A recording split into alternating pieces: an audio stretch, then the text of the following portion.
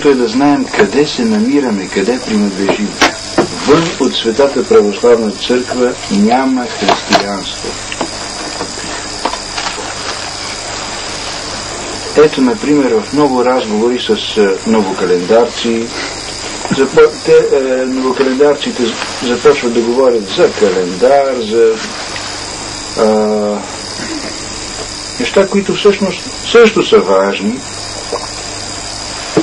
Но кое е най-същественото? Най-същественото е къде принадлежи човек.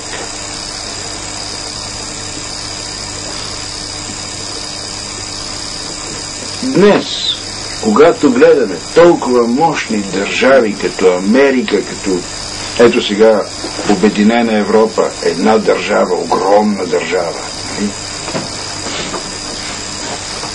трябва да знаем, че съществува една велика държава, която е не само временна, но и вечна. Тази държава е царство, монархия, абсолютна монархия на абсолютният монарх Господ Исус Христос. Слава Богу наш. Амин. Тая монархия е абсолютна, не е временна, тя е вечна. Тя съществува, тя е реална, тя има свое правителство, свои закони, свои представителства във всяка държава. Това не е някаква притча, това не е философия, това не е народен епос, това е реалност. Абсолютната държава, монархията на абсолютният монарх Господ Исус Христос. Той е изпратил свои представители, презвитери в различни държави, в временните държави на света. Погледнете какви мощни държави. Вижте Америка, какъв икономически гигант е. Каква мощна държава. Предстои да се създаде една свръхмощна земна държава. Държавата на Антихриста. Обаче всичките тия държави са толкова немощни в сравнение с всемощната държава на всемощният монарх Господ Исус Христос, че знаете ли какво средство ще използва Господ Исус Христос, когато дойде, за да победи държавата на Антихриста? Едно дихание на устата. Представете ли си, брате, това е реалност. Представете си днешна Америка, каква мощна държава е. И представете си каква мощна ще бъде държавата на Антихриста, която ще има власт над цялата земя. Тая държава, с всичките й сили, Господ Исус Христос ще победи с едно дихание на устата си. Нашият цар и Бог. Алилуя. Така. Това е реалност. Това е реалност, обаче ние не се замисляме на нея. Това са много прости неща. Обаче ние минаваме така покрай тях, не ги подминаваме. Трябва не само да четеме в Евангелието, че това го пише, но да вярваме, че това е реалност. Тая реалност съществува. Сега друго да ви кажа.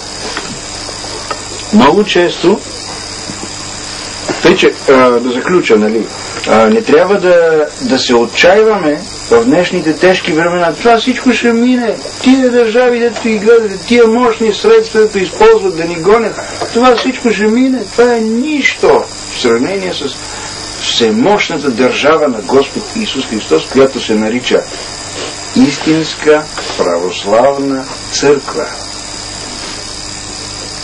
Това е Василието на Рано.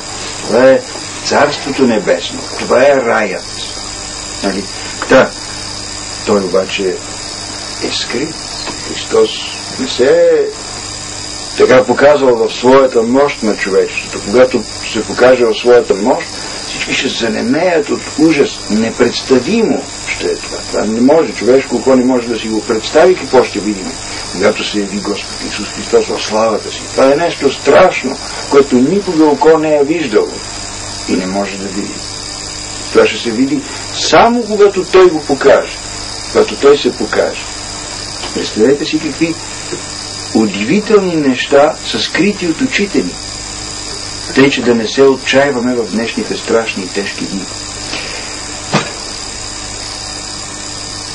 Когато говоря за всичко за това нещо,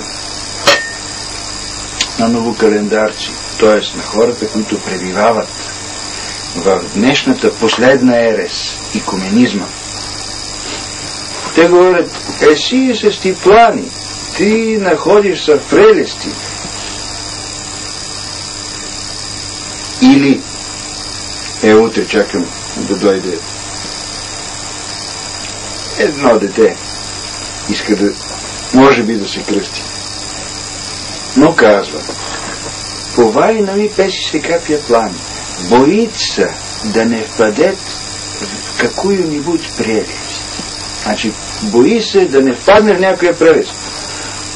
Бре, човече, ти прибиваваш в все прелестта на икуменизма. В икуменизма са събрани всички прелести заедно. Нетко да опад, Боже. Ти на дну. Те съставят всички прелести, които ги има, те са събрани и са съставили едната световна религия на икуменизма. Нетко да опад. Ти трябва да излезнеш от тия прелести, за да паднеш за да дойдеш в Светата православна църква. Значи, реално да разсъждаваме, да използваме своят разум. Каква е реалността? Значи не само защото говорят и за фанатизъм.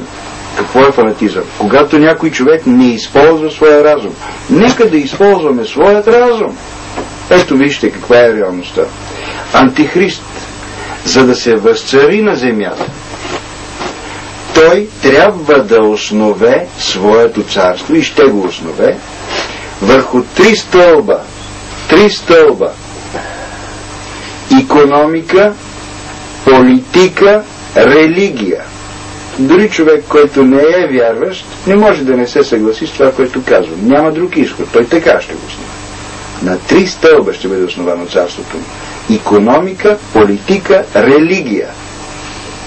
За да бъде един глава върху тия три стълба, те трябва да бъдат световна икономика, световна политика, световна религия. Универсална.